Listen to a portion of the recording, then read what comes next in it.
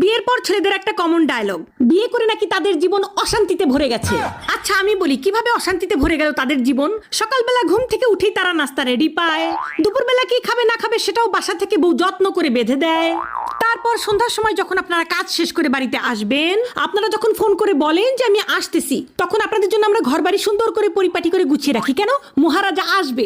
তারপর আপনি রাতে কি খাবেন না খাবেন সেটা জিজ্ঞাসা করে টাটকা টাটকা রাতের খাবার আপনাকে আমরা রেডি করে দিয়ে দিই। তারপর রাতের বেলা আপনি ঘুমাতে যাবেন, আপনার যে বিছানাটা সুন্দর করে বিছানা ঝাড়ু দিয়ে পরিষ্কার করে একেবারে গুছিয়ে আপনাকে ঘুমানোর জন্য রেডি করে দেয় কে?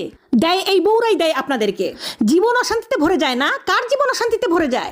তারপর বিয়ের কিছুদিন যেতে না যেতেই দিয়ে দেন পেটে একটা বাচ্চা। এই বাচ্চাটা নিয়ে আমাদের কত কষ্ট হয় আপনারা জানেন? সেই বাচ্চা পেটের মধ্যে 9 মাস কে পালে? আপনি পালেন?